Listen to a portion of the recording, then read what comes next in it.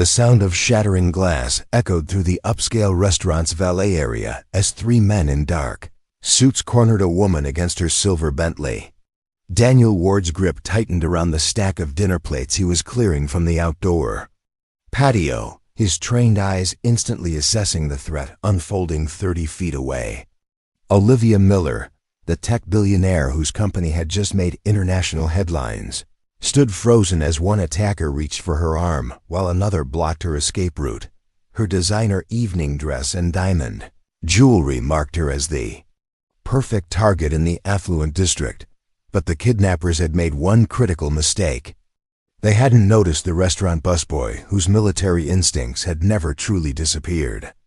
Daniel's mind automatically calculated angles, distances, and tactical advantages muscle memory from a life he'd left behind to raise his 8-year-old daughter. As the lead attacker lunged forward, Daniel moved. The ceramic plates became projectiles, then shields, then weapons. Just a busboy, they'd assumed. They were about to discover how wrong they were about the former Special Forces operative hiding in plain sight. Before we jump back in, tell us where you're tuning in from, and if this story touches you, make sure you're subscribed, because tomorrow, I've saved something extra special for you.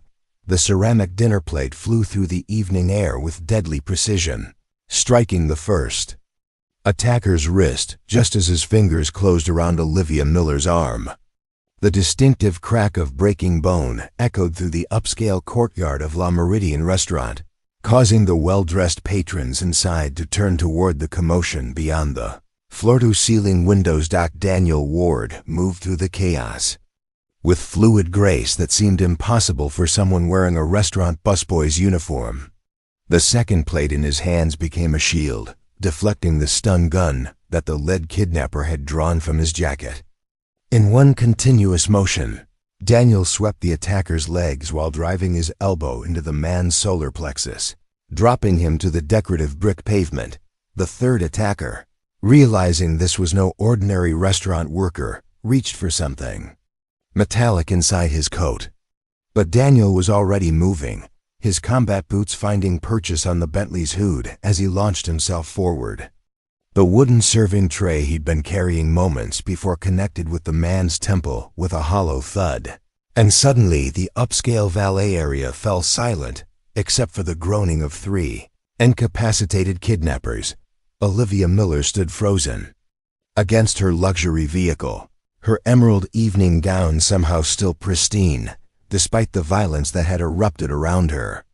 Her dark eyes were wide with shock as she stared at the man who had just saved her life using nothing more than restaurant supplies and movements that belonged in a combat zone, not outside one of Blackstone City's most exclusive dining establishments. Daniel quickly scanned the perimeter, his trained gaze checking for additional threats while his hands automatically moved to zip-tie the attackers using the plastic bands he kept in his work apron, a habit from another life that had served him well. Tonight, the whole confrontation had lasted less than 30 seconds, but for Olivia, it felt like the world had shifted on its axis. "Are you hurt?" Daniel asked, his voice calm and controlled despite the adrenaline coursing through his system. His question snapped Olivia back to reality, and she shook her head mutely, still processing what she had just witnessed. In the distance, sirens wailed as someone inside the restaurant had called for help. Daniel began backing away toward the service entrance, instinctively seeking to avoid the questions that would come with police reports and media attention. But Olivia's voice stopped him. "Wait," she called out, her composure finally returning. "Who are you?" Daniel paused, his hand on the restaurant's employee door. "Just someone who was in the right place at the right time, Ms. Miller."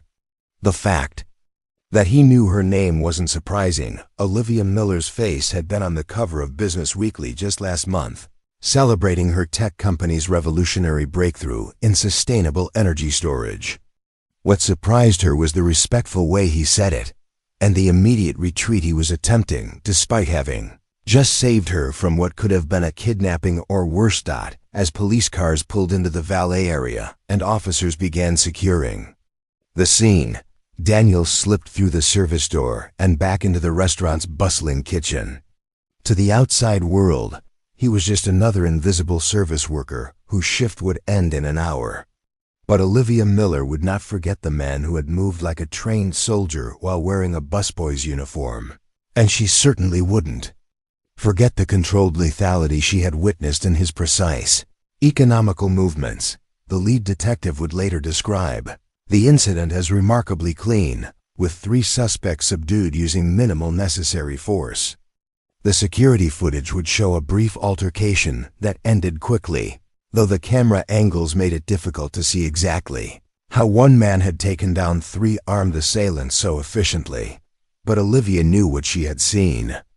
And as she gave her statement to the police, she found herself watching the restaurant's service entrance, hoping to catch another glimpse of the mysterious man who had appeared from nowhere to protect her, then vanished back into anonymity as quickly as he had emerged. 20-4 hours later, Daniel Ward's alarm clock buzzed at 5:30 a.m.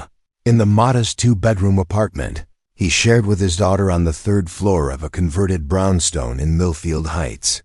The neighborhood wasn't fancy, but it was safe, affordable, and had good schools, the 3 criteria that mattered most to a single father. Raising an 8-year-old on a restaurant worker's salary, his morning routine was executed with the same precision that had once guided him through hostile territories in 3 different countries. Physical training came first: 200 push-ups, 300 sit-ups, and a 5-mile run through the tree-lined streets while most of the city still slept. By 6:45, he was back home, showered, and preparing breakfast for his daughter. "Morning, sunshine," he called softly as he knocked on Ava's bedroom door. The 8-year-old emerged with tousled blonde hair and her father's striking blue eyes, clutching a stuffed elephant that had seen better days. "Did you make pancakes?" she asked hopefully, padding into the kitchen in her favorite pajamas, the ones covered in astronauts and rockets that reflected her current obsession with space exploration. "Blueberry pancakes with real maple syrup," Daniel confirmed, setting a plate in front of her at their small dining table. "But only after you tell me what you learned yesterday in Mrs. Henderson's science class." Ava launched into an animated explanation of photosynthesis that demonstrated both her intelligence and her teacher's skill at making complex concepts accessible to young minds. Daniel listened with the focused attention he had once applied to intelligence briefings, asking follow-up questions that encouraged her natural curiosity. At 7:30 sharp, they walked hand in hand to Willowbrook Elementary, 6 blocks from their apartment. Daniel carried Ava's backpack along with his own work bag, and they used the time to practice her spelling words or discuss whatever book she was currently reading.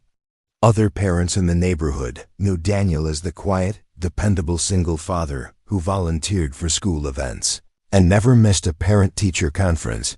What they didn't know was that he slept with a tactical knife within arm's reach, or that he had chosen their apartment specifically because it offered 3 different escape routes and a clear view of all approaches. They didn't know about the cash hidden in the false bottom of his dresser drawer, or the encrypted phone that stayed powered off unless activated by a specific emergency protocol he prayed he would never need to use. After dropping Ava at school, Daniel took the bus across town to Blackstone City's affluent Meridian district, where La Meridian restaurant catered to the city's business elite. He had worked there for 18 months, arriving early, staying late, and maintaining the near invisibility. That made him perfect for the service industry. The general manager, Patricia Kozlov, considered him her most reliable employee, always punctual, never called in sick, and somehow able to handle difficult customers with a calm professionalism that diffused tension before it could escalate. Other kitchen staff knew him as someone who kept to himself but was always willing to help with heavy lifting, or cover an extra shift when someone's car broke down or a family emergency arose.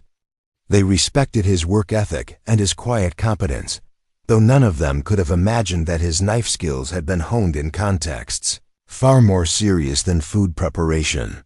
Daniel's days at La Meridian followed a consistent pattern. Prep work in the morning, lunch service, a brief break, then dinner service until closing. He worked efficiently and methodically, whether he was washing dishes, bussing tables, or helping with food preparation. The work was honest and stable, two qualities that had become invaluable to him after the chaos of his previous life.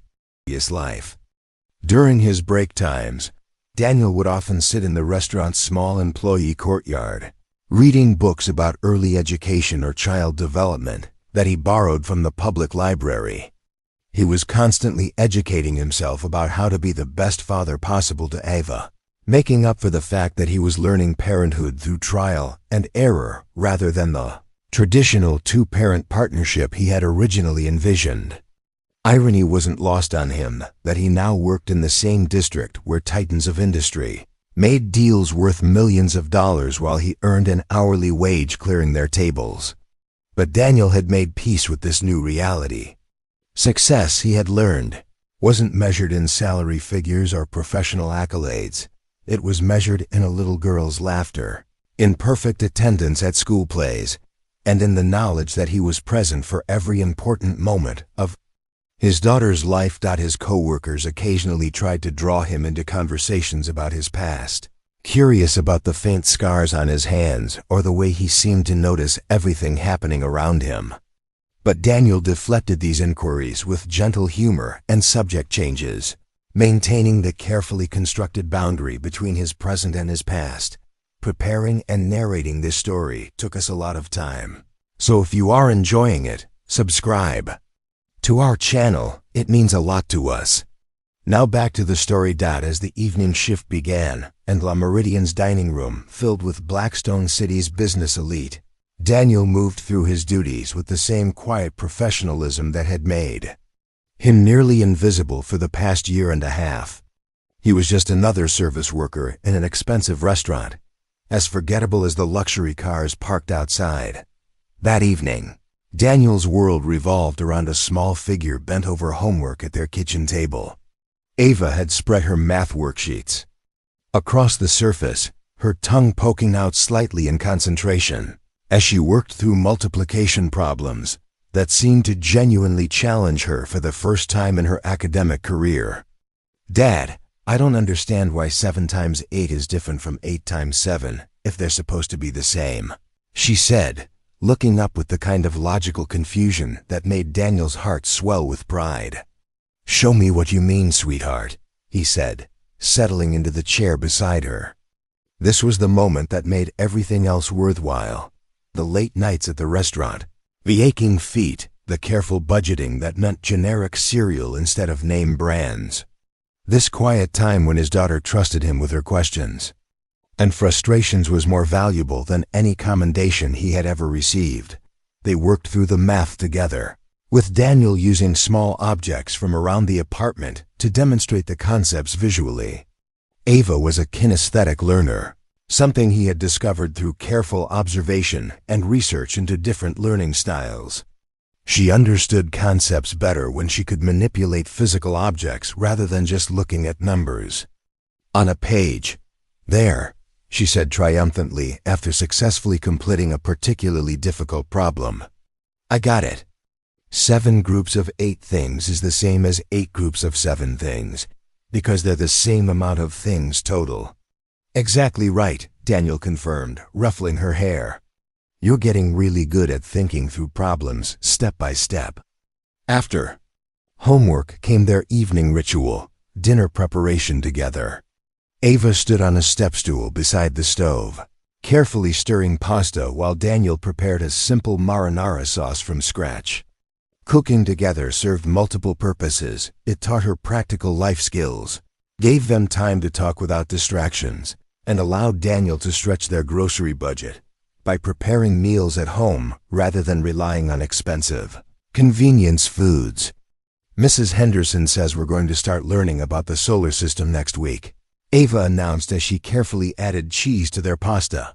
"She says maybe we can build a model for the science fair." "That sounds like an excellent project." Daniel replied, already mentally calculating the cost of supplies and thinking about how he could help her create something impressive without breaking their budget. We could make the planets to scale and research interesting facts about each one. Ava's eyes lit up with excitement. Could we make Saturn's rings actually spin? And maybe Jupiter could light up because it has that big red spot? Daniel smiled at her enthusiasm, even as he wondered how he would figure out the engineering required to make a planetary model with moving parts. But that was tomorrow's problem. Tonight was about encouraging her curiosity and letting her dream big about what was possible. After dinner, they moved to the living room for reading time. This was Daniel's favorite part of the day, 30 minutes, when they would curl up together on their second-hand couch while Ava read aloud from whatever book had captured her imagination. Currently, they were working through a series about a young girl who solved mysteries with her pet cat, and Ava did different voices for each character that never failed to make Daniel laugh. When it was time for bed, Daniel tucked Ava into her small room, which he had painted pale yellow and decorated with glow-in-the-dark stars on the ceiling.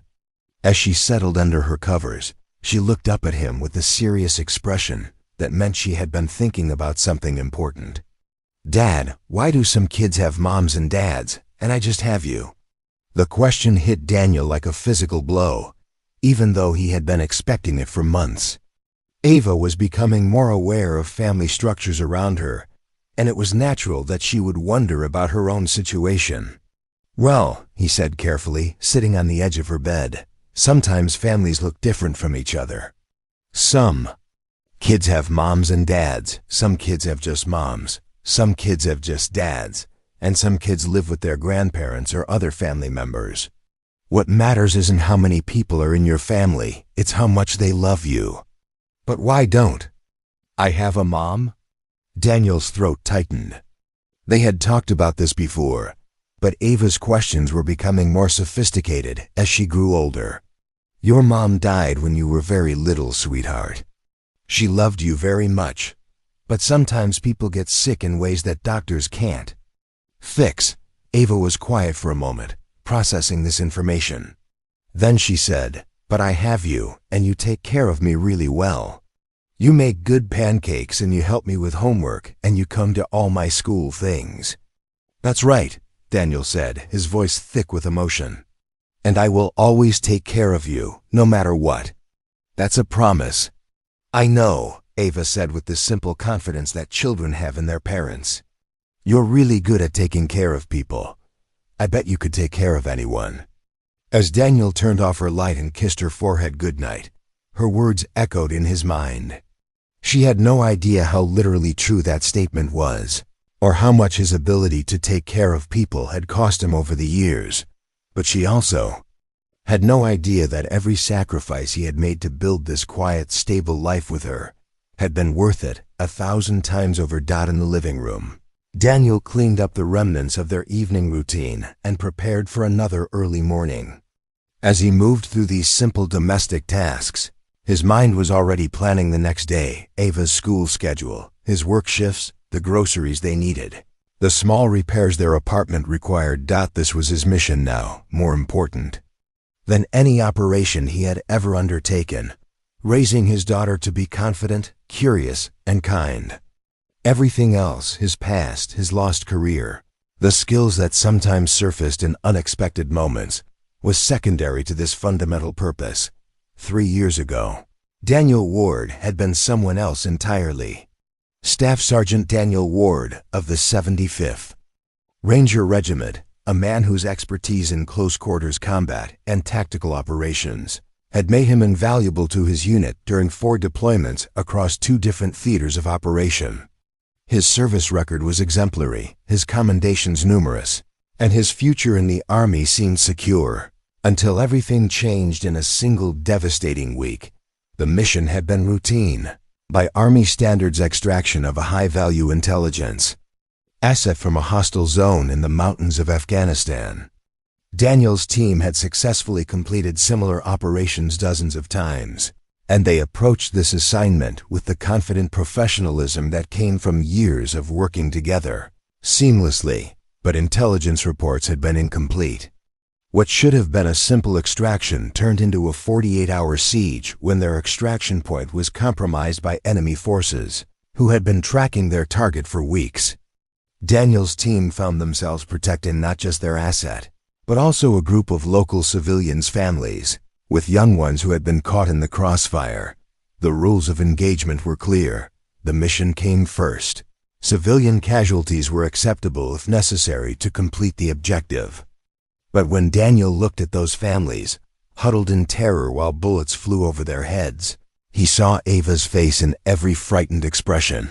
He made a choice that ended his army career, but saved 17 lives, disobeying direct orders. Daniel led his team in a tactical maneuver that prioritized civilian evacuation over mission completion.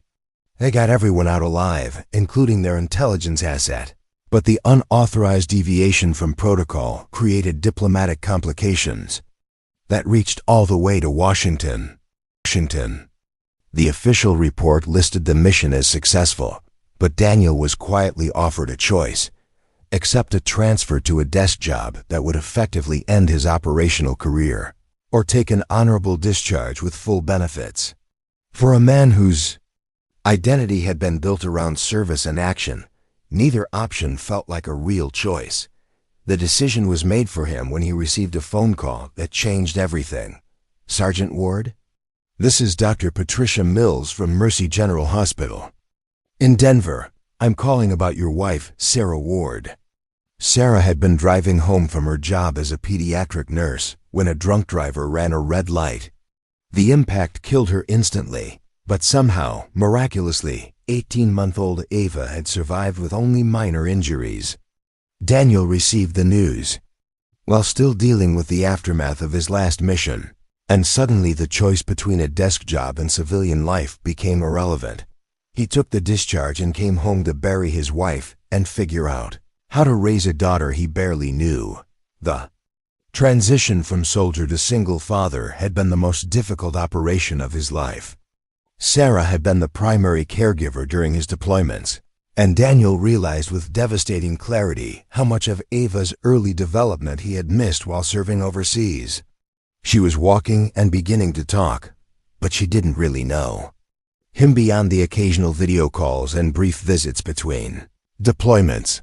Those first months were a blur of learning curves that made ranger training seem simple by comparison. Feeding schedules, diaper changes, bedtime routines, pediatrician appointments, daycare arrangements. Daniel approached each challenge with the same methodical planning he'd once applied to combat operations.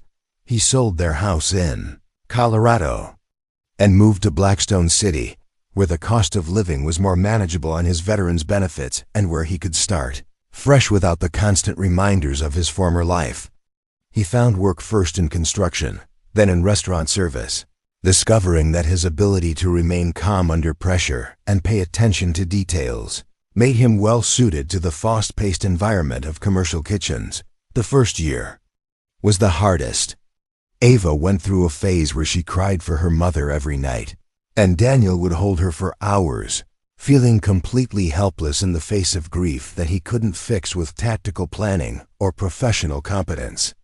He read every parenting book he could find, attended support groups for single fathers, and gradually learned that being a good parent required a different kind of strength than being a good soldier. Slowly, they built their routines and their bond. Daniel discovered that Ava was brilliant, curious, and surprisingly resilient. She adapted to their new life with the flexibility that children possess, and gradually began to see Daniel not just as the man who fed her and put her to bed, but as her primary source of comfort and security. The hardest part was not the daily logistics of single parenting, but the isolation from his former life. Daniel's army buddies tried to stay in touch at first, but the distance between his new reality and their continued service created a gap that grew wider over time. He couldn't relate to their stories about new deployments and training exercises, and they couldn't understand why he seemed content clearing tables and changing diapers. He made peace with this separation gradually, coming to realize that his Priorities had fundamentally shifted in ways that made his old life feel like it had belonged to someone else. The adrenaline highs of combat operations paled in comparison to the quiet satisfaction of helping Ava with her homework or seeing her face light up when she mastered a new skill. But the training never left him. His situational awareness remained heightened, his combat reflexes stayed sharp, and his protective instincts operated on a hair trigger whenever he sensed potential danger. He had learned to control these responses in civilian settings, but they were always there beneath the surface, ready to emerge when needed. The incident at La Meridian had been the first time in 3 years that Daniel's former skills had been necessary, and the experience had stirred up feelings he thought he had successfully buried. The familiar surge of adrenaline, the clarity of purpose during crisis, the satisfaction of protecting someone who couldn't protect themselves, it had all come flooding back with an intensity that surprised him.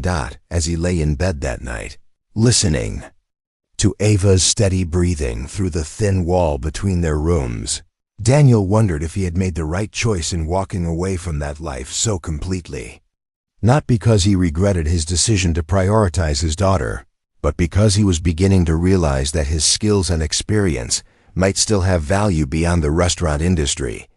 2 days after the incident at La Meridian, Daniel's carefully constructed routine was disrupted by an unexpected visitor. He was helping Ava with her homework when the apartment building's buzzer rang, indicating someone was requesting access to the 3rd floor. "Are you expecting someone, Dad?" Ava asked, looking up from her science worksheet where she was labeling the parts of a flower. "No, sweetheart," Daniel replied, immediately alert. In 18 months of living in this building, no one had ever buzzed their apartment unannounced. He moved to the intercom with the cautious approach that had become second nature, positioning himself where he could see both the front door and Ava while maintaining cover behind the kitchen counter. "Yes," he said into the speaker. "Mr. Ward? This is Olivia Miller. I was hoping I could speak with you for a few minutes." Daniel's grip tightened on the intercom. The CEO finding his home address was concerning on multiple levels, not least because he had been so careful to keep his personal information private. "I think there's been some mistake, Ms. Miller." "Please," she said, and there was something in her voice that made Daniel pause. "I just want to thank you properly for what you did the other night. I have some information I think you should know." After a moment's hesitation, Daniel buzzed her up, then quickly moved to Ava's side. "Sweetheart, a lady from my work is coming up to talk to me about something. Could you take your homework to your room for a few minutes?" Ava looked curious, but compliant. "Is everything okay?" "Everything's fine," Daniel assured her, though his tactical instincts were already assessing potential threats and escape routes. "I just need to have a grown-up conversation." When the knock came at his door, Daniel checked through the peephole before opening it. Olivia Miller stood in the hallway, looking significantly different from the elegant woman in the evening gown he had rescued. She wore dark jeans, a simple sweater, and minimal makeup, but her presence still commanded attention in a way that spoke to natural confidence and intelligence. "Thank you for agreeing to see me," she said as he gestured for her to enter. "I hope I'm not intruding on your evening." "How did you find my address?" Daniel asked directly, not bothering with social pleasantries. Olivia's expression was slightly apologetic but unapologetic about her methods. "I have resources for background investigations when someone saves my life. I needed to know who you really are." "I'm exactly who I appear to be, Ms. Miller. A restaurant worker and a father." "Ah, you?" Olivia moved to the living room but remained standing, her eyes taking in the modest apartment with its second-hand furniture and Ava's school projects displayed on the refrigerator. Because Daniel Ward the busboy doesn't show up in any employment records before 18 months ago. Daniel Ward the busboy has no digital footprint, no social media presence, and pays for everything in cash. Daniel felt the familiar tension that came with having his cover examined too closely. Some people prefer privacy. And some people have reasons for staying invisible, Olivia countered.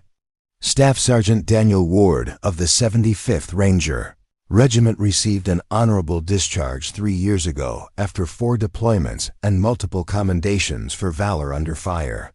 The silence stretched between them while Daniel processed the implications of her knowledge. Finally he said, "What do you want, Ms. Miller?" Instead of answering immediately, Olivia reached into her purse and pulled out a manila folder. The 3 men who attacked me weren't random criminals.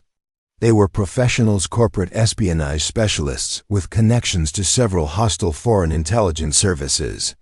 They weren't trying to kidnap me for ransom. They were trying to extract information about my company's research projects. She opened the folder and showed Daniel photographs and documents that looked like intelligence briefings. Quantum leap. Technologies has developed breakthrough battery technology that could revolutionize everything from electric vehicles to grid storage for renewable energy. Several competing nations and corporations would pay enormous sums to steal or sabotage our research. Daniel studied the documents, his trained eye automatically analyzing the threat assessment and risk factors. "Why are you telling me this?" "Because yesterday, someone tried to hack into my home security system. Today, my head of security discovered surveillance equipment planted in my office. Whoever sent those men isn't giving up. They're escalating their efforts." "Call the FBI," Daniel said, though he was already seeing the tactical challenges in protecting someone with Olivia's public profile and business responsibilities. "I have," she replied. "But federal investigations take time, and these people are moving fast. In the meantime, I need someone with your particular skills to help me identify the threat and neutralize it before they succeed." Daniel shook his head. "I'm not in that business anymore, Ms. Miller. I have responsibilities here that matter more than any security contract."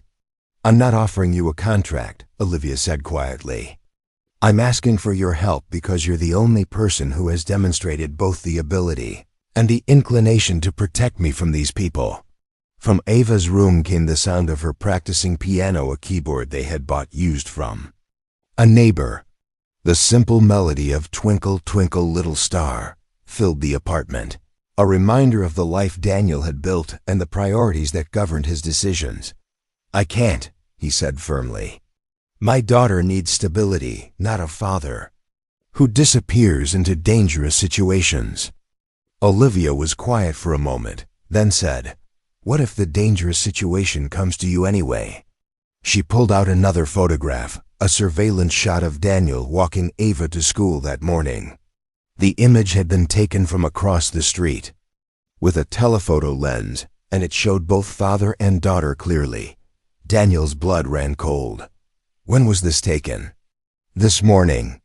My security team found it being transmitted to an encrypted server overseas. Whoever is targeting me knows about you now, Mr. Ward. They know where you live, where your daughter goes to school, and what route you take to work." The implications hit Daniel like a physical blow. By intervening to save Olivia, he had inadvertently exposed himself and, more importantly, exposed Ava to potential retaliation from people who operated outside the boundaries of law and morality. "What exactly are you proposing?" he asked, his voice carefully controlled despite the fear and anger building inside him. "Work with me to identify and eliminate the threat," Olivia said. "Help me figure out who's behind these attacks and stop them before they escalate further. In return, I'll provide security for your daughter and resources to relocate both of you somewhere safe once this is resolved." Daniel looked toward Ava's room, where the piano practice had stopped and been replaced by the sound of her reading aloud to her stuffed elephant. Everything he had built over the past 3 years, their quiet life, their routines, their carefully constructed anonymity, was now at risk because he had done what his training and instincts had demanded when he saw someone in danger. "How long?" he asked. "I don't know," Olivia admitted. "But every day we wait gives them more time to plan their next move." Daniel was quiet for a long moment. weighing the risks of action against the risks of inaction. Finally, he said, "I'll need to make arrangements for my daughter's safety before I can help you with anything." "Already handled," Olivia replied, pulling out a business card. Emma Richardson is a former Secret Service agent who now runs a private security firm specializing in family protection. She's standing by to provide 24-hour security for Ava, and she has daughters of her own, so she understands how to maintain normal routines while ensuring safety. The efficiency with which Olivia had anticipated his concerns was both impressive and slightly unsettling. "You were very confident I would agree to help you." "No," Olivia said, meeting his eyes directly. "I was very hopeful that you would. Because if you don't, I'm not sure anyone can." The transformation began at 6 a.m. the next morning when Emma Richardson arrived at Daniel's apartment building. Through his peephole, Daniel observed a woman in her late 30s with auburn hair pulled back in a practical ponytail, wearing dark slacks and a blazer that concealed what he immediately recognized as tactical gear. Her posture and the way she scanned the hallway before knocking marked her as someone with serious protective training. "Mr. Ward? I'm Emma. Miss Miller sent me to discuss security arrangements for your daughter." Daniel opened the door and was immediately impressed by Emma's directness. She didn't waste time with small talk or attempt to minimize the seriousness of the situation. Instead, she pulled out a tablet and began showing him detailed plans for Ava's protection that demonstrated both professionalism and genuine understanding of family dynamics. "The goal is invisible security," Emma explained as they sat at Daniel's kitchen table while Ava finished getting ready for school. "Your daughter's routine stays exactly the same school, same friends, same activities. The difference is that she'll never be unprotected, but she won't know it." Daniel studied the surveillance photos and personnel files Emma showed him. Her team consisted of former Secret Service agents, retired FBI personnel, and ex-Army specialists who had transitioned into private security. Each profile showed extensive experience in family protection, with particular expertise in maintaining normal routines while providing comprehensive security coverage. How many agents? 4-person rotation. 2 on close protection, rotating every 12 hours. 2 on perimeter security, covering your school and your building. All of them have experience with family protection, and 3 of them have young ones of their own. Emma's tablet displayed detailed floor plans of Willowbrook Elementary, showing sight lines, access points, and emergency protocols that her team had already coordinated with school security. The level of preparation was both impressive and sobering, reminder of how serious the threat had become. "What does she know?" "That's up to you," Emma said. Some parents prefer complete transparency. Others choose to present it as new friends or temporary helpers. Given her age, I'd recommend a middle approach. Explain that some people might want to bother her dad's friend. So Emma and her team are going to make sure everyone stays safe. When Ava emerged from her room, backpack in hand and ready for their morning walk to school, Emma introduced herself as someone who worked with Olivia Miller and would be spending time around their neighborhood to make sure everyone was safe.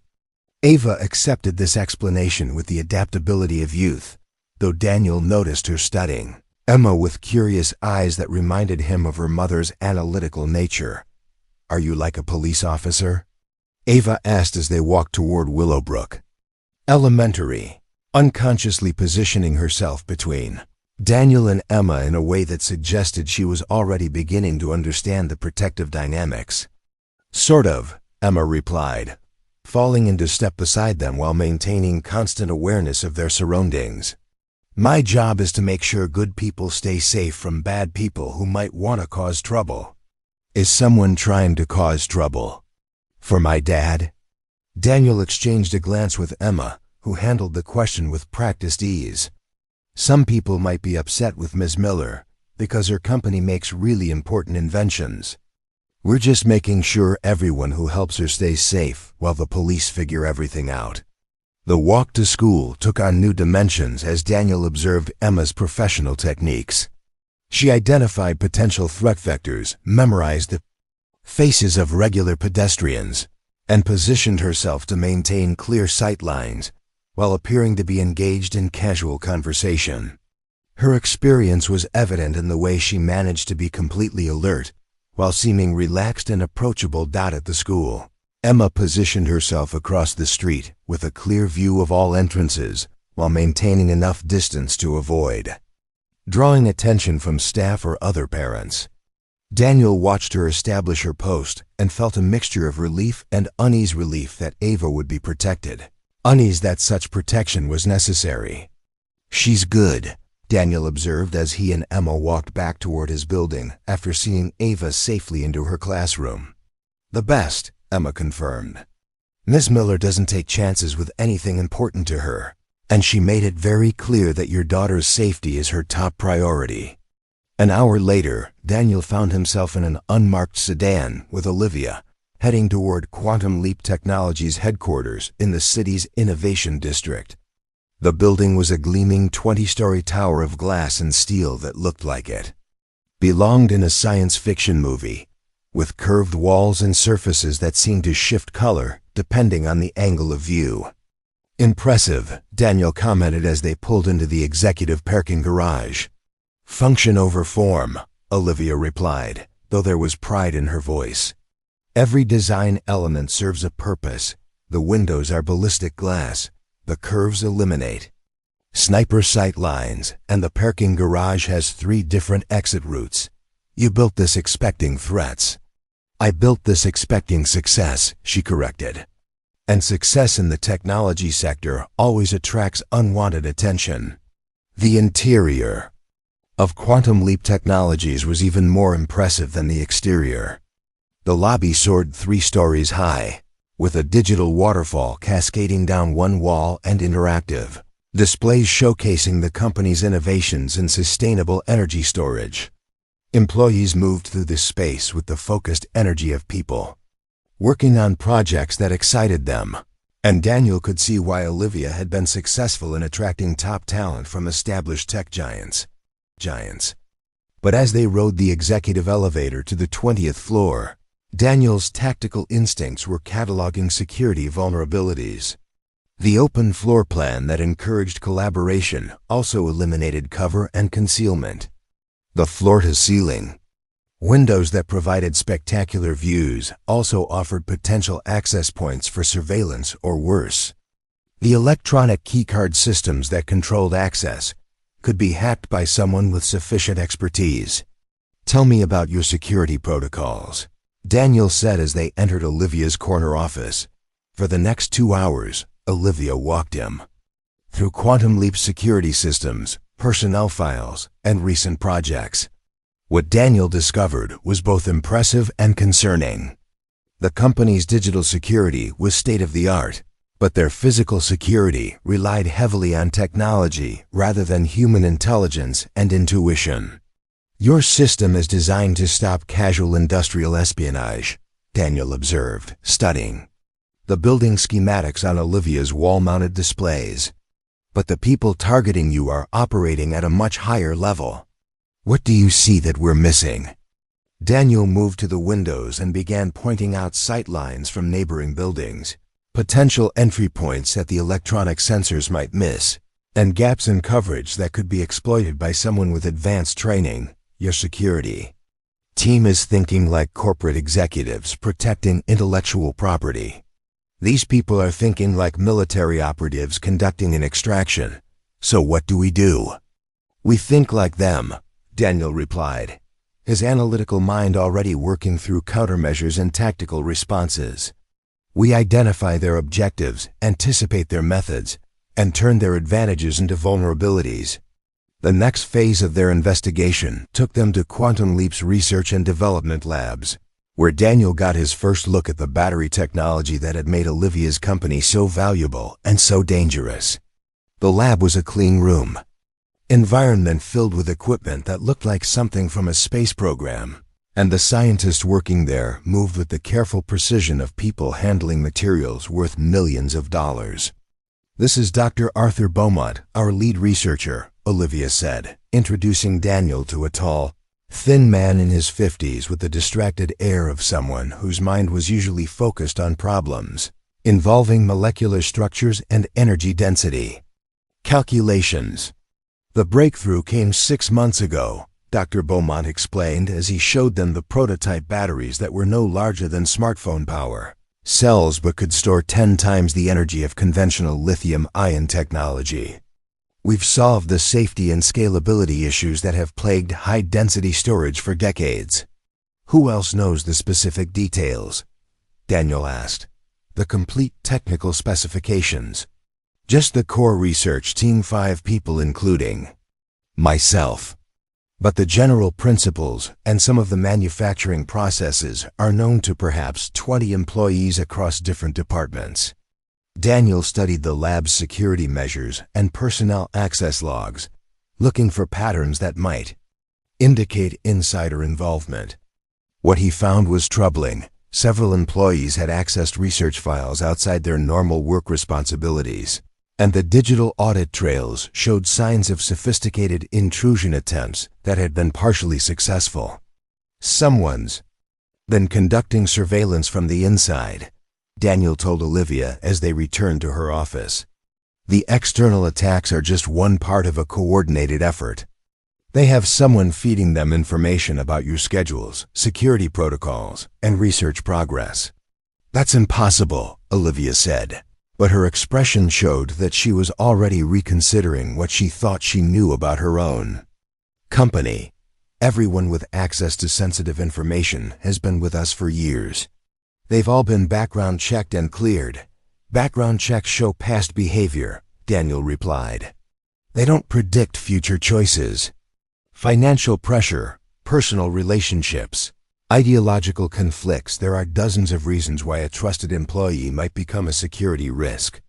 The realization that the threat came from within as well as without fundamentally changed the nature of their challenge.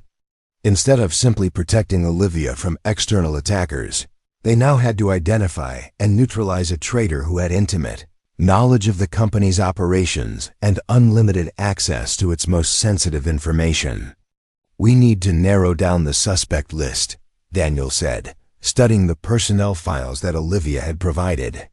"Look at recent behavioral changes, financial stress indicators, unusual travel patterns. Anything that might suggest someone is operating under external influence." As they worked through the afternoon, Daniel found himself impressed by Olivia's analytical abilities and her willingness to ask difficult questions about people she had trusted for years. She approached the investigation with the same systematic thinking that had built her company, but he could see the emotional toll of questioning her employees' loyalty. "This is the hardest part," she said during a brief break, staring out at the city skyline beyond her office windows. "I've worked with some of these people since the beginning. They've been to my house for dinner. I've met their families. I thought I knew them." "People aren't always who we think they are," Daniel replied, thinking of his own carefully constructed identity as a restaurant worker and single father. "Sometimes they surprise us in good ways, sometimes in bad ways." By evening, they had identified 7 employees whose access patterns and recent behavior warranted closer scrutiny. But as Daniel prepared to return home to Ava, he realized that the investigation was going to be much more complex and time-consuming than either of them had anticipated. The people targeting Quantum Leap Technologies weren't ordinary criminals or even typical corporate spies. They were professionals with resources, patience, and inside knowledge that made them extremely dangerous. Stopping them would require all of Daniel's tactical expertise and more cooperation between him, Olivia, than either of them had expected. When this partnership began, 3 days into their collaboration, Daniel's life had been completely reorganized around protecting Olivia Miller and investigating the threats against her company. His schedule at La Meridian had been reduced to weekend shifts, with Olivia quietly compensating him for the lost income while maintaining the fiction that he was still primarily a restaurant worker. Emma Richardson had seamlessly integrated herself into Ava's routine, becoming the friendly neighborhood security expert who happened to be around whenever Ava was walking to school, playing in the park, or attending her after-school piano lessons. To Ava, Emma was simply another adult who had become part of their expanded circle, someone who knew interesting facts about safety and had exciting stories about her previous work protecting important people. Emma says she used to travel all over the world keeping people safe, Ava announced one evening as Daniel helped her with homework. She's been to Dubai and London and Tokyo. She says maybe someday when everything is quiet again, we could visit some of those places. Daniel felt a pang of something he couldn't quite identify, not jealousy exactly, but awareness that Emma's presence in their lives represented possibilities and experiences he couldn't provide on his own. That sounds like it would be an adventure, he said, pushing aside the complex emotions that came with accepting help from others. His days now began at 5 a.m. with a secure phone call from Olivia, reviewing the previous night's intelligence reports and planning the day's activities. The encrypted communication device she had provided allowed them to coordinate without using conventional phones that could be monitored or hacked. We've identified the surveillance equipment, Olivia reported during one of these early morning calls. It's more sophisticated than we initially thought, military-grade stuff that requires significant technical expertise to deploy and operate. Daniel was pulling on his workout clothes as he listened, maintaining his physical training routine even as his priorities shifted. That confirms professional involvement. Corporate espionage firms don't typically have access to that level of technology. There's something else. Our IT security team found traces of the intrusion software. It's the same signature that was used in attacks against defense contractors last year. The implication hit Daniel immediately. Foreign intelligence service. That's what we're thinking. Someone with state-level resources is very interested in our battery technology. The stakes had just escalated dramatically. What had begun as corporate espionage was now potentially an operation involving foreign governments seeking to steal technology that could have significant military and economic applications. Daniel's protective instincts, already heightened by threats to Ava's safety, intensified as he realized they were dealing with adversaries who operated by entirely different rules than conventional criminals. His investigation methods evolved accordingly. Instead of simply reviewing personnel files and financial records, Daniel began conducting the kind of counterintelligence analysis he had learned during his Army service. He studied travel patterns, communication metadata, and behavioral indicators that might reveal foreign recruitment or coercion. I need access to your employees' complete digital footprints, he told Olivia during one of their afternoon strategy sessions in her office. Email patterns, browsing history, social media activity, financial transactions, anything that might show external influence or pressure. That's a significant invasion of privacy, Olivia replied, though her tone suggested she was considering the necessity rather than rejecting the idea.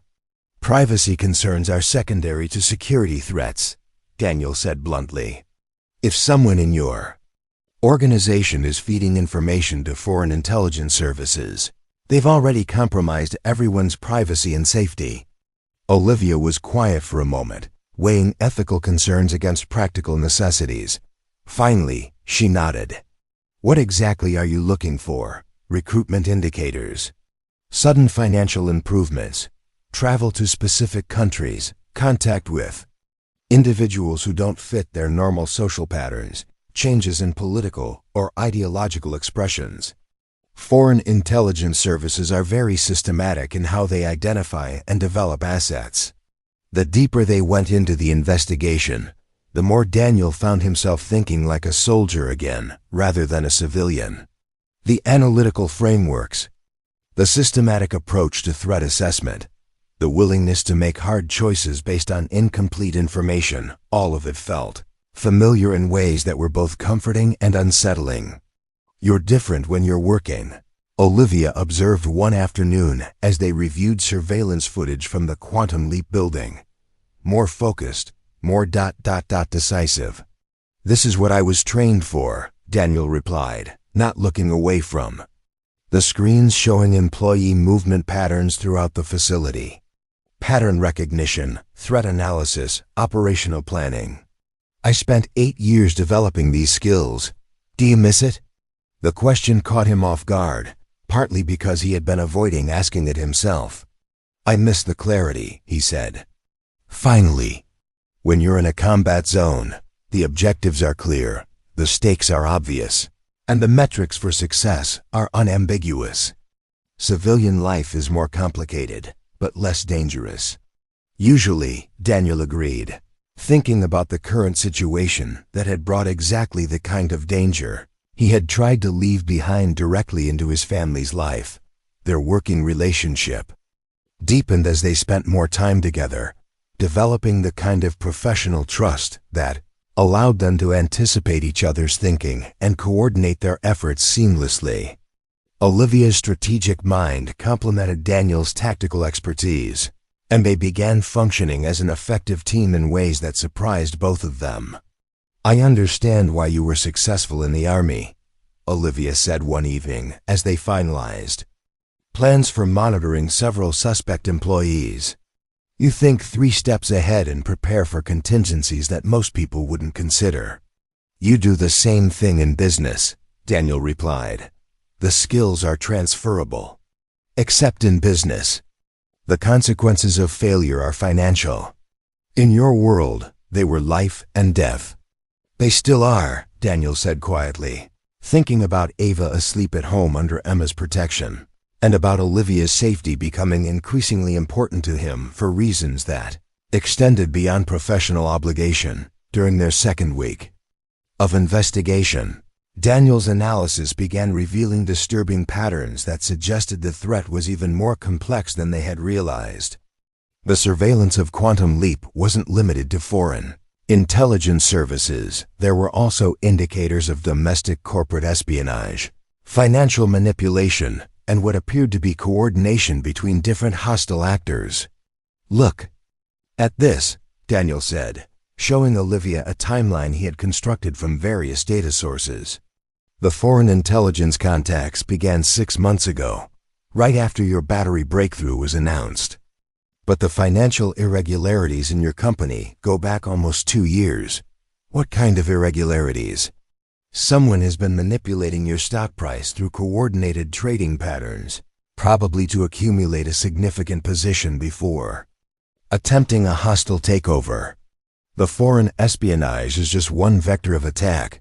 There's also a financial assault happening simultaneously." Olivia studied the evidence with the kind of focused attention that had made her successful as a technology executive.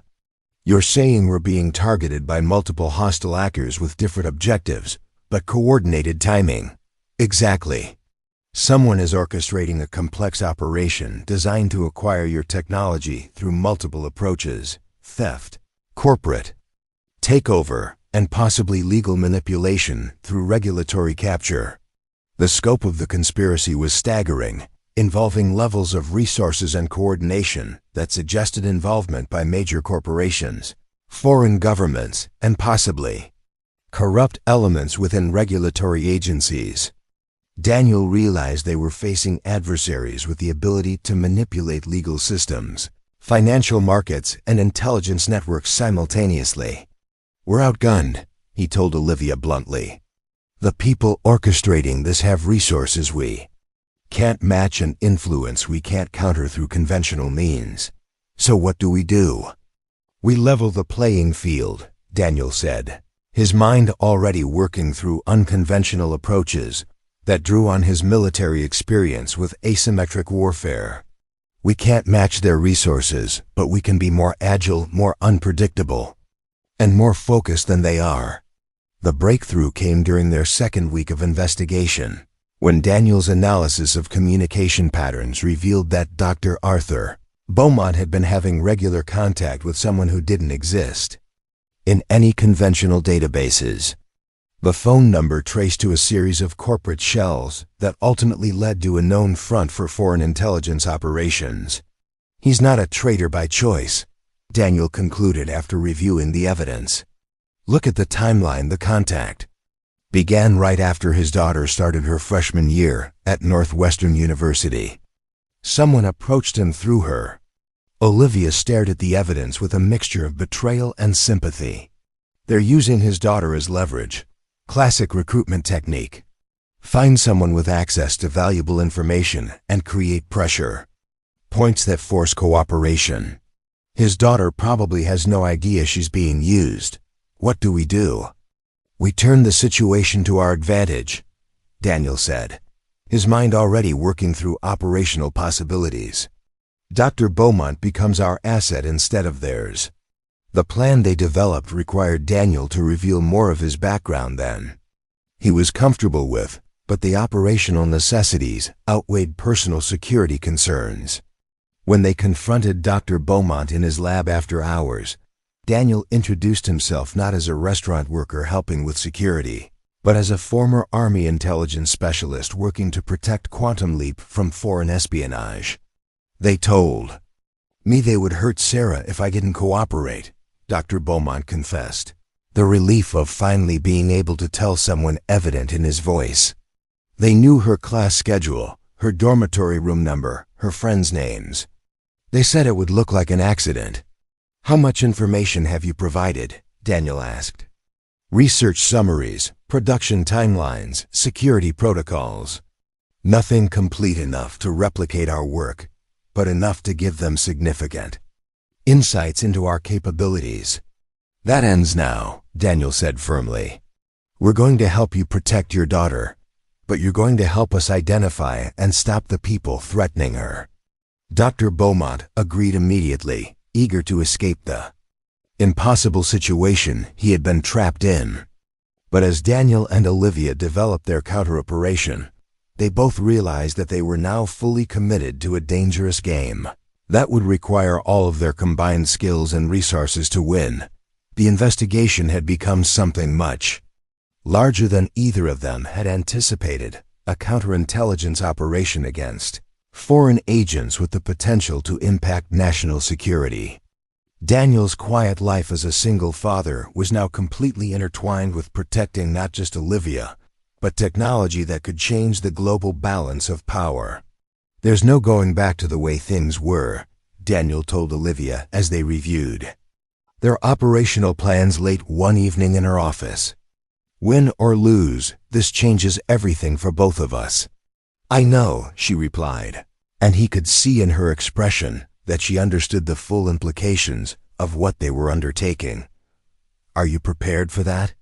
Daniel thought about Ava safely, asleep under Emma's protection, and about the future he wanted to build for both of them. I'm prepared to do whatever it takes to keep the people I care about safe. The commitment was mutual, total, and would demand everything they had learned about leadership, strategy, and survival in their respective careers. They were no longer just protecting a company or investigating corporate espionage. They were fighting for their freedom, their future, and their right to live without being controlled by forces that saw them as obstacles to be eliminated. Trap was set for the following Thursday evening, when Dr. Beaumont would deliver what appeared to be a complete technical specification for Quantum Leap's battery technology to his foreign handlers. In reality, the documents contained sophisticated disinformation that would mislead any attempt to replicate the technology while revealing the full scope of the intelligence operation targeting the company.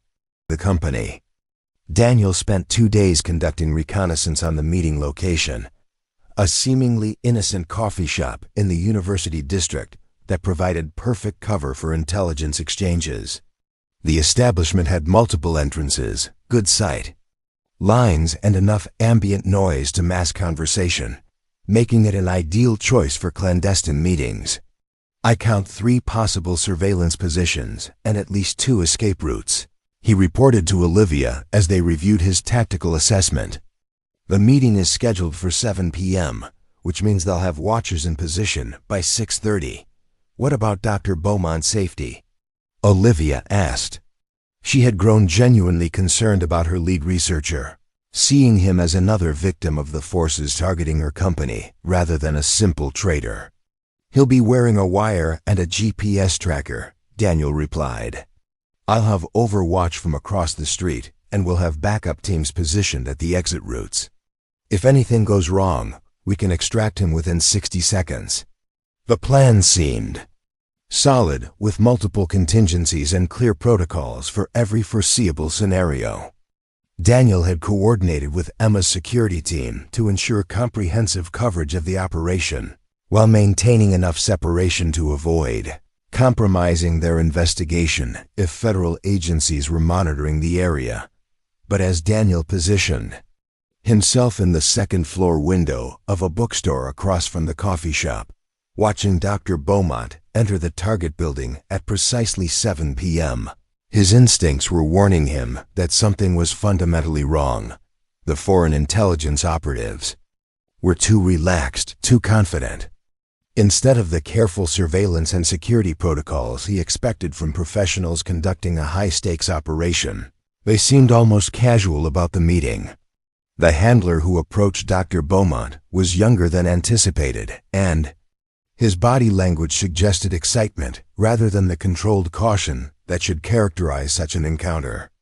"Something's off," Daniel said into his encrypted radio, speaking to the backup team positioned around the area. "They're acting like this is routine rather than a critical intelligence exchange. Maybe they've done this so many times it has become routine," came Emma's voice through his earpiece. She was coordinating the operation from a mobile command post 3 blocks away, monitoring multiple communication channels and tracking all participants in real time. But Daniel's unease intensified when he observed a third person approaching the coffee shop, someone who didn't fit the profile of either intelligence operatives or casual customers. The man moved with the purposeful stride of someone with tactical training, and his eyes swept the environment in patterns that suggested counterintelligence awareness. "We've got a problem," Daniel said urgently into his radio. "Third party approaching. The target, army bearing, conducting counter-surveillance. This might be a setup." Before anyone could respond, Daniel's worst fears were confirmed. Instead of a simple document exchange, the meeting in the coffee shop erupted into controlled chaos as multiple teams of operatives revealed themselves simultaneously. Dr. Beaumont was surrounded not by foreign spies seeking technology secrets, but by what appeared to be federal agents conducting a sting operation. "Federal raid in progress," Daniel reported, watching as FBI windbreakers became visible throughout the coffee shop and surrounding area. "Dr. Beaumont is in federal custody. The pout is in." Realization hit him with devastating clarity. The foreign intelligence operation had been detected and monitored by federal authorities, who had been conducting their own investigation, parallel to Daniel and Olivia's efforts. Dr. Beaumont's cooperation with the suspected spies had made him a target of federal prosecution, and their attempt to turn him into a double agent had inadvertently delivered him directly into the hands of law enforcement. "Get out of there," Emma's voice crackled through his earpiece. "Federal agencies don't know about our operation. If they identify you, it could compromise everything." But as Daniel prepared to withdraw from his surveillance position, he spotted something that made his blood run cold. Across the street, in the same building where the federal agents were conducting their operation, he caught a glimpse of a face he recognized from Quantum Leap's personnel files. Lucas White, the company's head of security, speaking quietly with someone who was clearly a federal supervisor. The betrayal was more complete than any of them had realized. The foreign intelligence operation had been a distraction designed to draw attention away from the real threat. Lucas White had been feeding information not just to foreign adversaries, but to federal agencies conducting their own investigation into Quantum Leap's technology. The company was being targeted from multiple directions simultaneously, with different government and corporate interests, all seeking to control or acquire Olivia's breakthrough innovations. "We've been played," Daniel said into his radio, his voice tight with controlled anger. The head of security is compromised. He's been coordinating with federal agencies while we've been chasing foreign spies. What does that mean? Came Olivia's voice through the communication channel.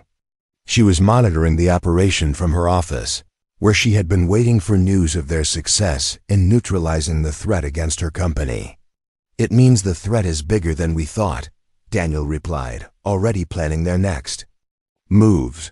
We're not just dealing with corporate espionage or foreign intelligence. Someone in the federal government wants your technology, and they're using multiple approaches to get it. The scope of the conspiracy was staggering. Quantum Leap Technologies was being targeted by coordinated efforts involving foreign intelligence, services, federal agencies, and internal corporate sabotage. Olivia's battery technology was valuable enough to attract attention from multiple competing interests, all of whom were willing to use illegal or unethical methods to acquire it. As Daniel watched federal agents securing the coffee shop and processing their detainees, he began to understand the true complexity of their situation.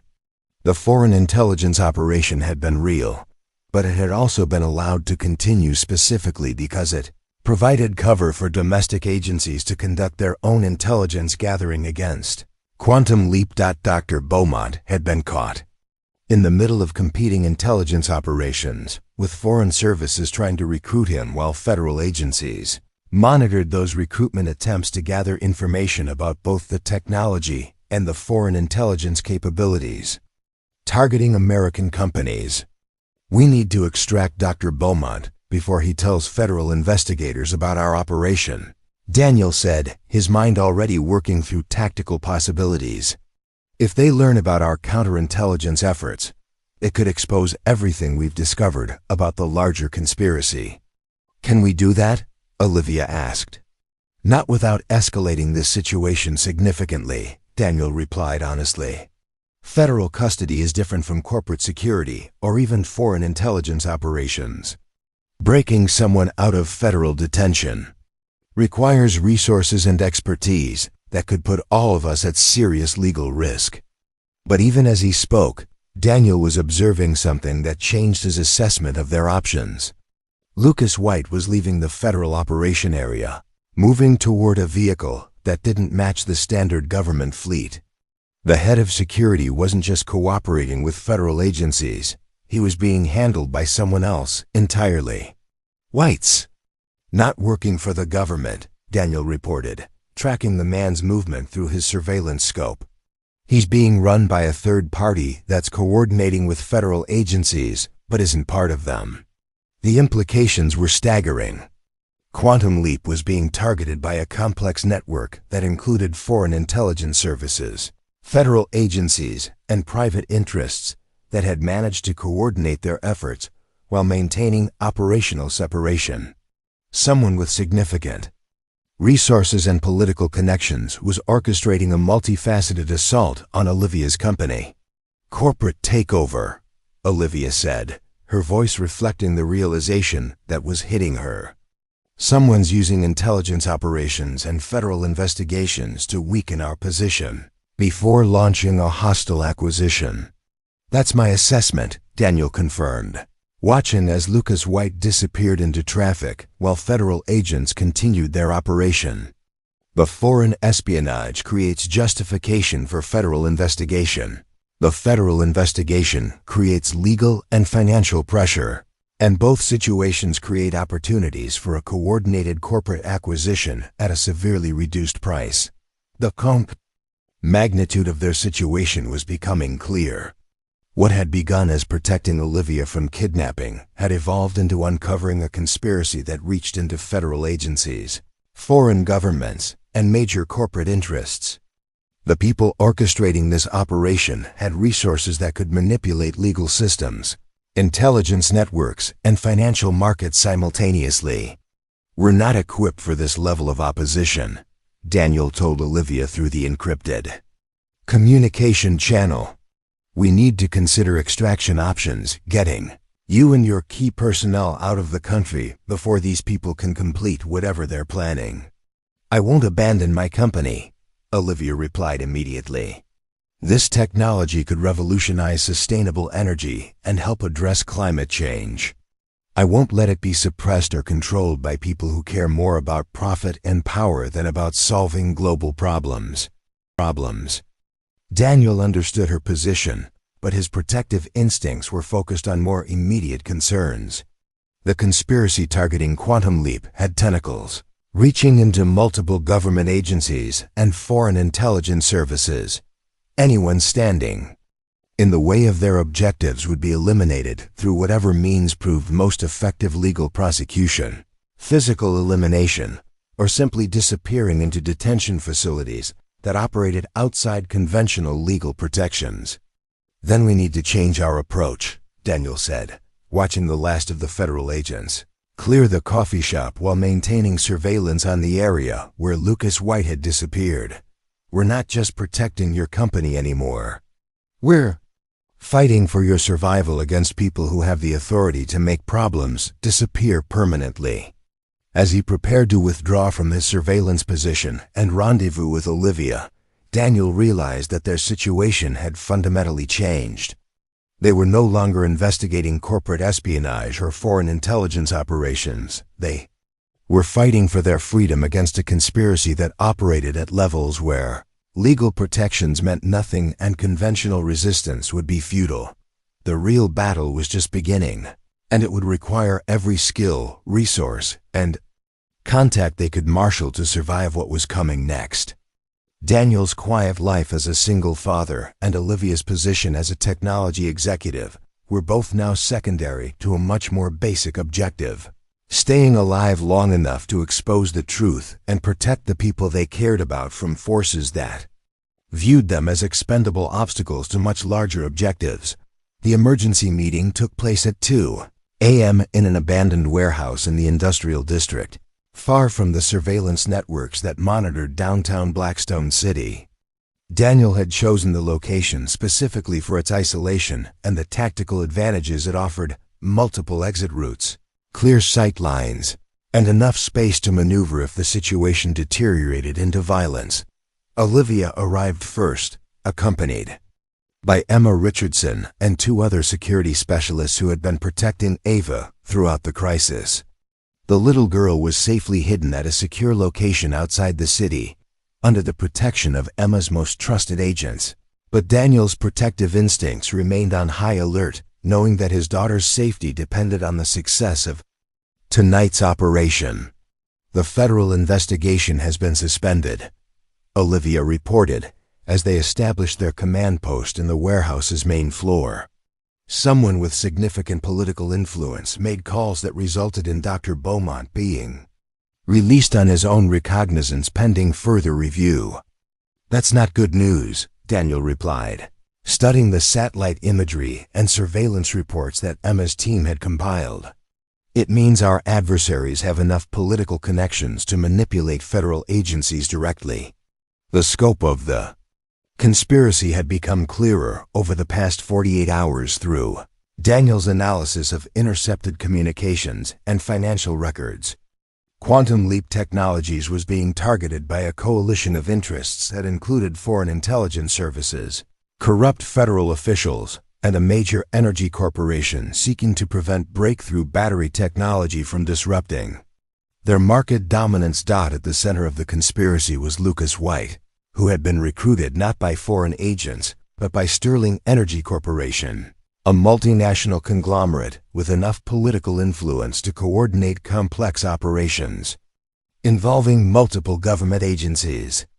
The foreign intelligence involvement had been real but secondary. Sterling had allowed foreign espionage to continue because it provided cover for their own industrial sabotage and corporate acquisition efforts. Dr. Beaumont agreed to meet with U.S., Emma reported, monitoring communications through encrypted channels that Daniel had established using techniques learned during his Army intelligence training. He's bringing documentation that proves the federal investigation was compromised from the beginning. What about White? Still in the wind. After the federal operation, he disappeared completely. No credit card activity, no phone signals, no digital footprint, professional extraction. Daniel nodded, unsurprised by the head of security's disappearance. People at Lucas White's level of involvement in corporate espionage rarely survived. To face prosecution, they either disappeared into witness protection programs or simply disappeared permanently, depending on how much liability they represented to their handlers. At 2:30 a.m., Dr. Beaumont arrived at the warehouse looking haggard, but determined. The federal detention had broken whatever remaining loyalty he felt toward his blackmailers, and he carried a briefcase containing evidence that could expose the entire conspiracy. They never intended to just steal the technology, he explained, as he spread documents across a makeshift table.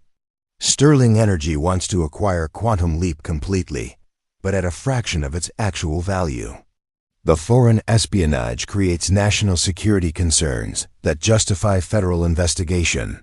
The federal investigation creates legal and financial pressure that depresses the stock price, and the depressed stock price makes a hostile takeover. Financially feasible. How long have they been planning this?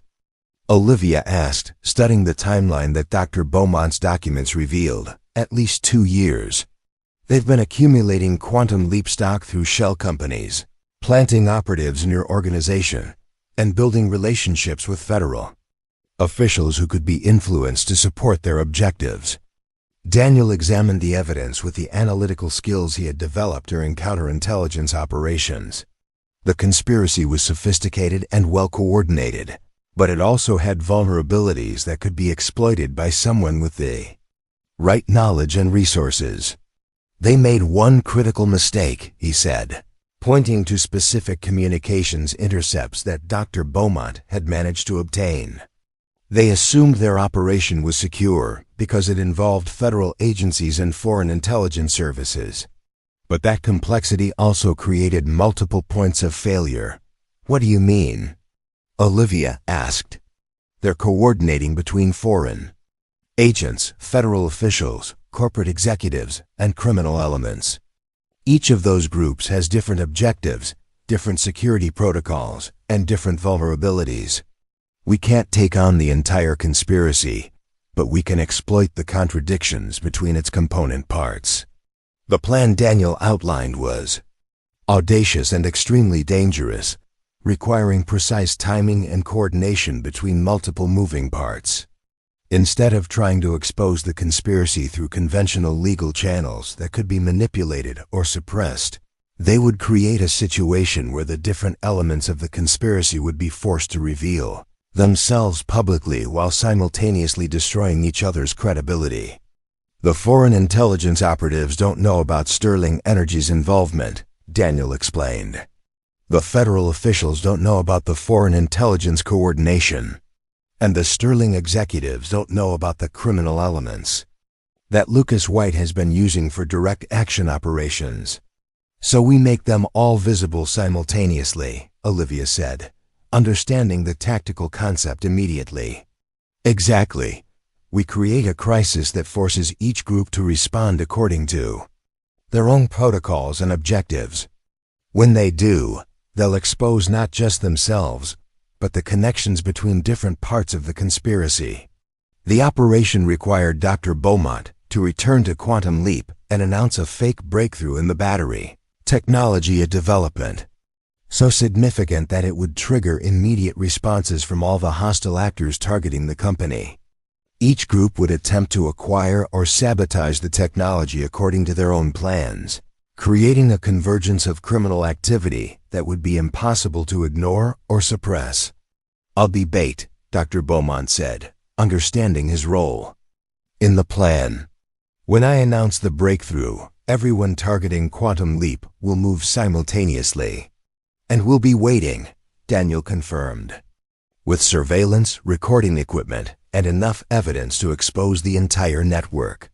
But as they finalized the operational details, Daniel's secure communication device buzzed with an emergency alert from the team protecting Ava, his daughter's safe house had been located by unknown hostiles who were currently conducting surveillance of the facility. They found her, Emma said, monitoring the situation through her tactical communications network. At least 6 operatives, professional-grade equipment, coordinated movement patterns. Daniel's protective instincts exploded into action. Everything else, the conspiracy, the technology, even Olivia's safety, became secondary to getting to his daughter before she could be used as leverage against him. How did they find her? He demanded, already planning extraction routes and tactical responses. Unknown. The safe house location was restricted to 4 people, all of whom are currently in this warehouse. The implication was devastating. Someone in their group was compromised, either voluntarily or through coercion they hadn't detected. Daniel's eyes swept across the team members present, analyzing each person's behavior and possible motivations for betrayal. It doesn't matter. How, he said, forcing himself to focus on immediate tactical necessities rather than the security failure that had endangered his daughter. What matters is getting her out safely. The rescue operation required Daniel to split his attention between protecting Olivia and rescuing Ava. A tactical nightmare that divided his resources at the worst possible moment. But Emma's security team was professional and experienced, and they quickly developed a plan that allowed Daniel to lead the extraction while maintaining security for their primary operation. Go, Olivia said, understanding that nothing else mattered until his daughter was safe. We'll delay the main operation until you return. No, Daniel replied firmly. The longer we wait, the more time they have to consolidate their position and prepare countermeasures. Start the operation on schedule.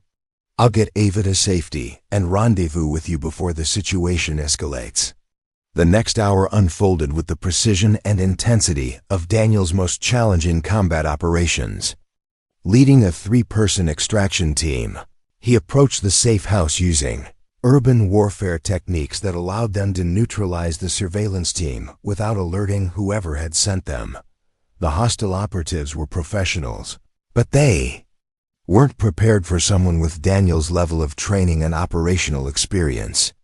Using non-lethal methods that would avoid creating additional legal complications, his team systematically eliminated the threat while extracting Ava from the safe house.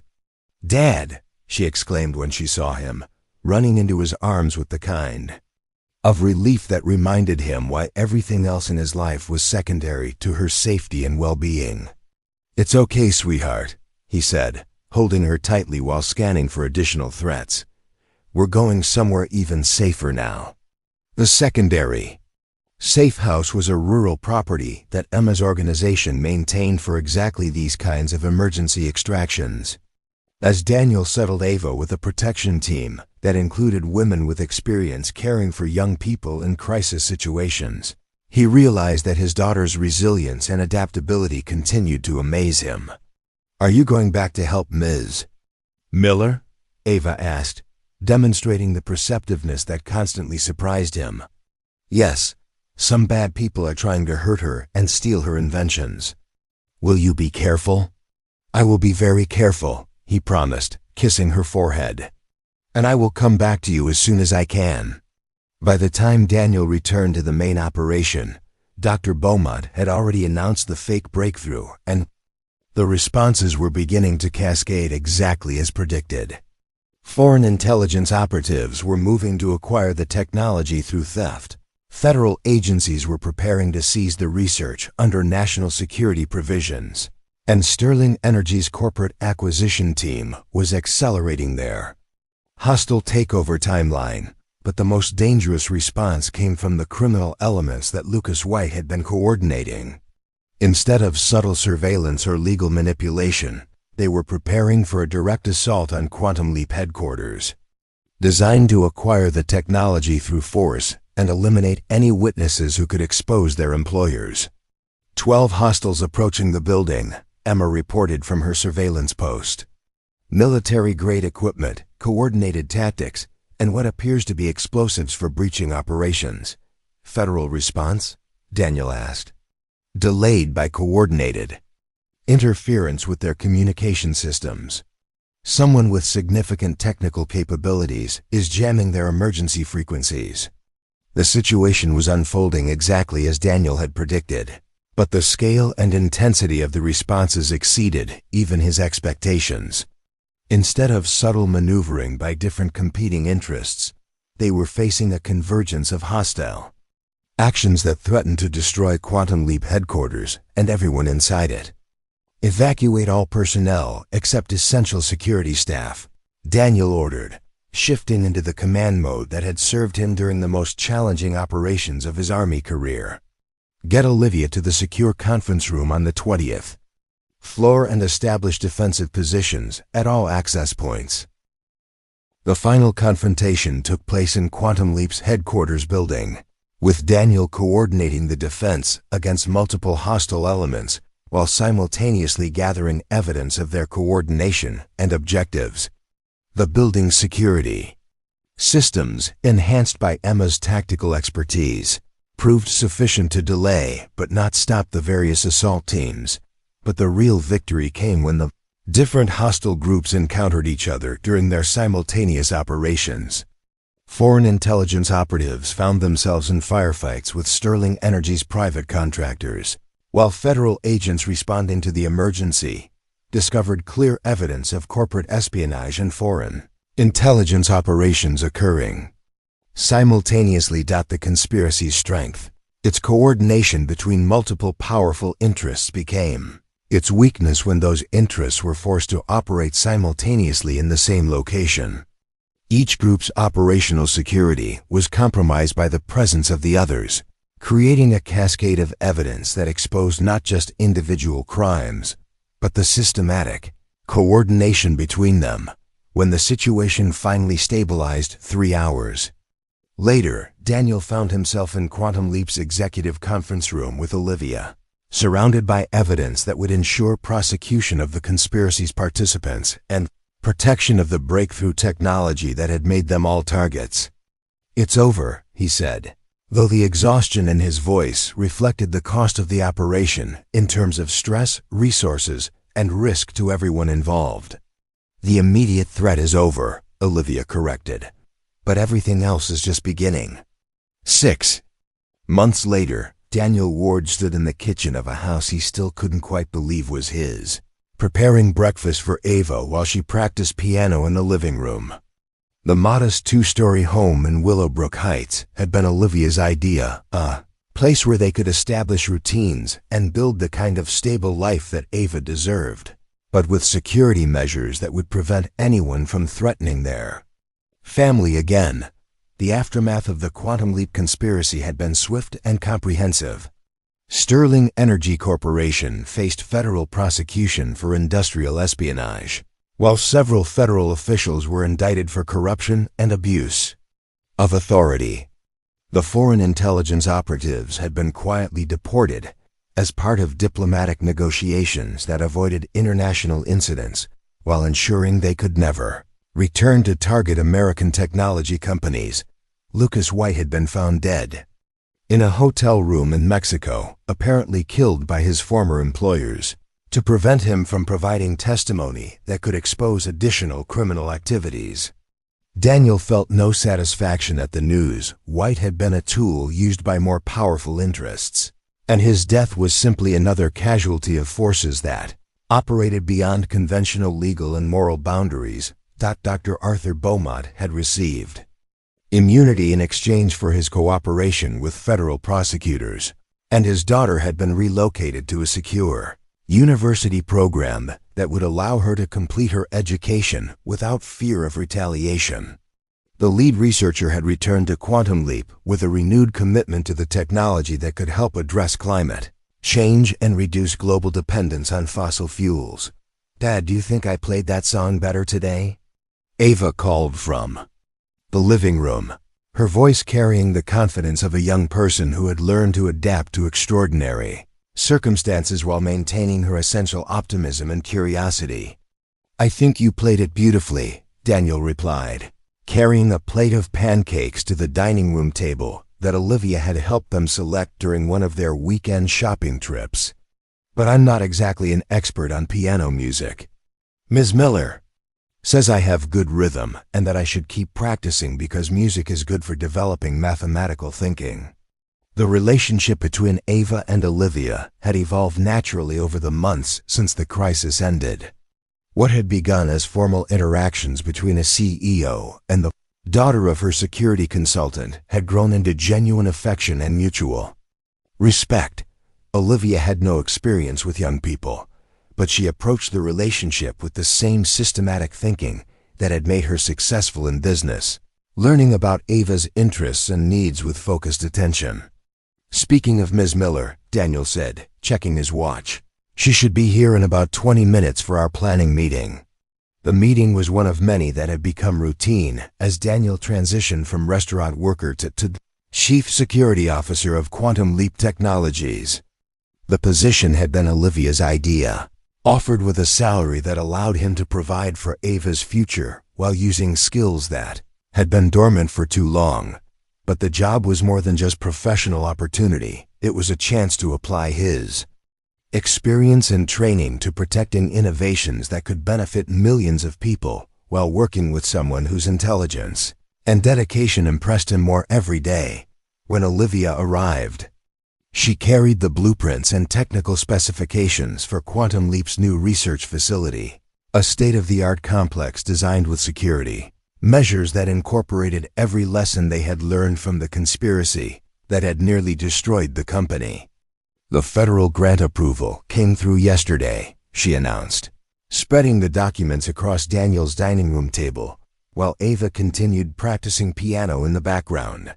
$200 million for clean energy research with specific funding for battery storage technology. That's incredible, Daniel said, studying the facility plans that would make Quantum Leap one of the most advanced research centers in the world. When do you break ground? Next month. But there's something else I wanted to discuss with you. Daniel looked up from the blueprints, recognizing the tone in Olivia's voice that indicated she was approaching a subject that was important to her personally rather than just professionally. The new facility will require a complete security infrastructure, she continued. Physical security, personnel screening, counterintelligence protocols, emergency response capabilities. It's a position that would require someone with extensive experience in all those areas. You're offering me the job. I'm offering you a partnership, Olivia corrected. Chief of Security for the new facility, with equity participation and decision-making. Authority over all security matters. It would mean relocating to Colorado, but the schools there are excellent and the quality of life is significantly better than what you can provide here on a restaurant worker's salary. Daniel was quiet for a moment, considering the implications of what she was proposing. The position would be a significant step forward in his career, providing financial security and professional challenges that would allow him to build on his Army experience rather than simply leaving it behind. But more importantly, it would mean continuing to work with Olivia in an environment where their professional partnership could develop into something deeper and more personal. What does Ava think about Colorado? He asked. Why don't you ask her yourself? Olivia suggested, gesturing toward the living room where his daughter had finished practicing and was listening to their conversation with the careful attention of someone who understood that important decisions were being discussed. Ava, how would you feel about moving to Colorado and living near mountains and skiing in new schools? His daughter considered the question with the seriousness she applied to all significant matters. Would Ms. Miller be there too? Yes, Olivia answered before Daniel could respond. I would be there, and we would see each other regularly because your dad and I would be working together. Would I have my own room in a house like this one? You would have your own room in an even better house, Olivia confirmed. With space for a garden if you wanted to grow vegetables, and maybe room for a dog if your dad agrees. Ava's eyes widened at the mention of a dog, a possibility that had been impossible in their apartment, but had been her most consistent request for the past 2 years. Can I think about it for a few minutes? She asked, demonstrating the careful decision-making process that Daniel had taught her for important choices. While Ava retreated to her room to consider the possibilities, Daniel and Olivia continued reviewing the facility plans and discussing the security requirements that would protect both the technology and the people developing it. "There's something else," Olivia said during a pause in their technical discussion. "Something I've been wanting to say for weeks but haven't found the right moment." Daniel looked up, recognizing the shift to personal rather than professional conversation. "When I first met you in that parking garage, I thought you were just someone who happened to be in the right place at the right time with the skills to help me. But over these months, I've realized that you're much more than that." She paused, choosing her words carefully in the way she approached all important communications. "You're someone who makes difficult decisions based on what's right rather than what's convenient. You're someone who protects people not because it's your job, but because it's who you are. And you're someone who has raised an extraordinary daughter, while building a life that most people couldn't manage under normal circumstances, let alone after losing your wife and leaving your career." Daniel felt the familiar tightness in his throat that came when people acknowledged sacrifices he had made without expecting recognition or appreciation.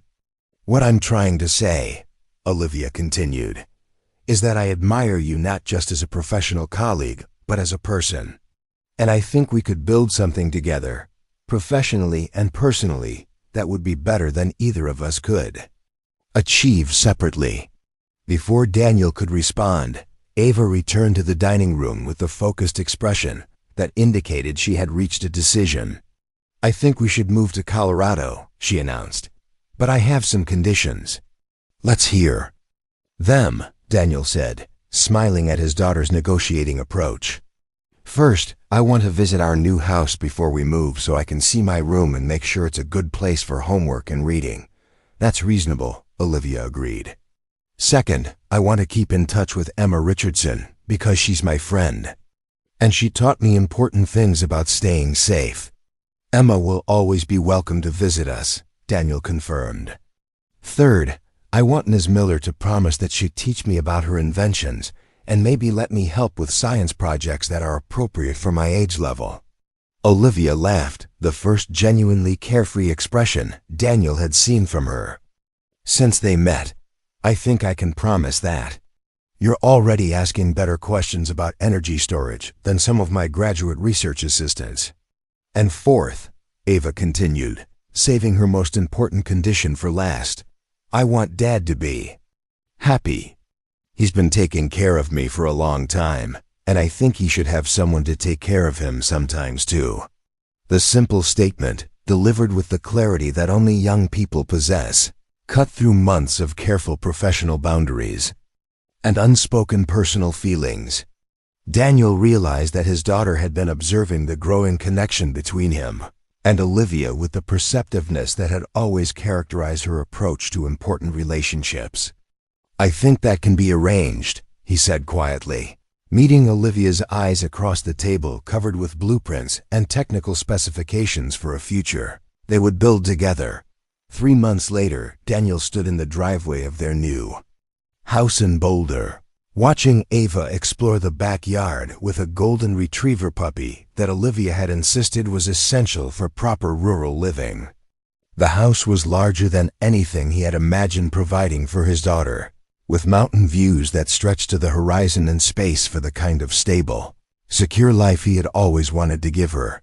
Emma Richardson had visited the previous weekend, officially to inspect the security arrangements for their new home, but actually to see Ava's reaction to the move and ensure that Daniel's daughter was adapting well to the changes in their lives.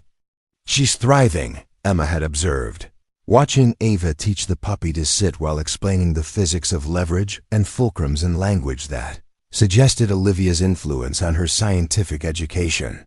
The Quantum Leap Research Facility was under construction 5 miles away, a gleaming complex that would house some of the most advanced energy research in the world. Daniel's office would overlook the main laboratory where Dr. Beaumont and his expanded team were developing battery technology that could revolutionize transportation. renewable energy storage, and climate change mitigation. But as he watched his daughter play with her dog in the yard of their new home, Daniel realized that the most important transformation wasn't professional or financial, it was personal. For the first time since his wife's death, he was building a life rather than simply maintaining one. When Olivia arrived that evening with takeout from their favorite restaurant and updates on the facility construction, she found Daniel and Ava on the back porch, reading together in the comfortable silence that had always characterized their relationship. "How was your day?" she asked, settling into the chair beside Daniel, while Ava continued reading aloud from a book about space exploration. "Perfect," he replied, understanding that the word applied not just to the day, but to the life they were building together. No grand declarations, no dramatic gestures. Just three people who had found, in their own quiet way, that sometimes the best security system is having someone who cares enough to protect what matters most. And sometimes the greatest innovations come not from technology or strategy, but from the simple decision to show up for each other, day after day, building something better than any of them could have achieved alone.